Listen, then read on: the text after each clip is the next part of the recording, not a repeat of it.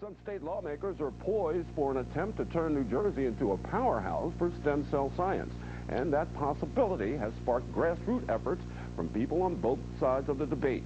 As Adrian Cepino tells us in part 2 of her special, the issue is turning everyday people into activists.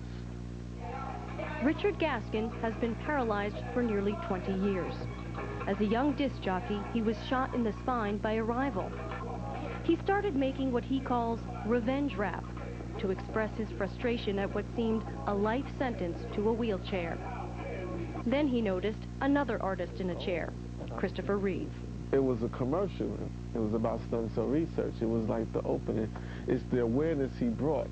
And when I saw that, I said, wow, you know, that's incredible that, you know, somebody in his situation is going out there still to do the thing, because I know how hard it is, you know, in this situation to go out there every day and every day. He just went everywhere, and I felt that is unlike I had to do something too. Reeve, who became a quadriplegic after falling from a horse, was the leading American activist for stem cell research. When he died last year, Gaskin saw an advocacy vacancy. He began to change his tune from hardcore to pushing for a cure. All types of cures. Let's begin with Parkinson's, a combination of regenerative medicine. He began an education campaign in New Jersey public schools, attended rallies in Washington, D.C., and he still lectures at universities. Here he is with Acting Governor Cody, pushing Cody's plan for a state-sponsored stem cell institute and the legislation that would create a ballot initiative asking New Jersey residents to fund it. All this public activism isn't easy. Richard requires constant assistance. He needs help playing his music videos, dressing himself, and traveling. At each event, his right-hand man, Jahid, is close by.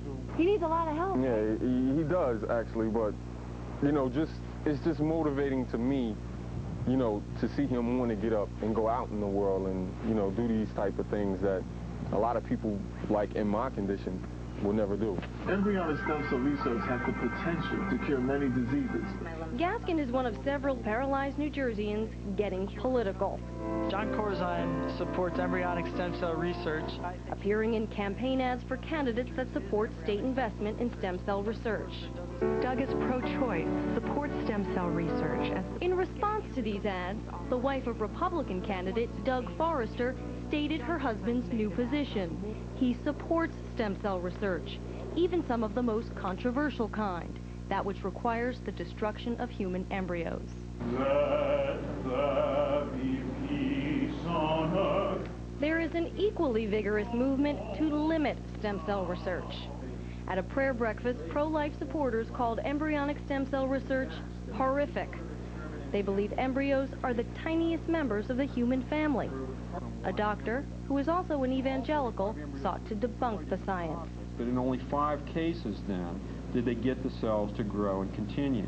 The Right to Lifers believe the scientific community is generating myths, offering false hopes for the sick and suffering. Especially with the adult stem cells that we've learned about today, that there are better ways of doing it without the possibilities of throwing out or wasting life.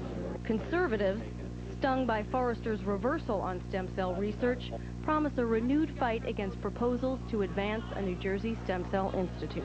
One of the things that we will be seeing is a intensified focus on this issue if this issue is pushed by Acting Governor Cody before he leaves office.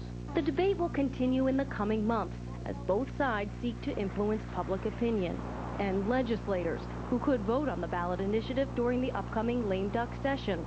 Pro-lifers say embryonic stem cell research is a new life sacrificed. Advocates see a chance for a life improved or even saved. Adrian Cepino, NJN News.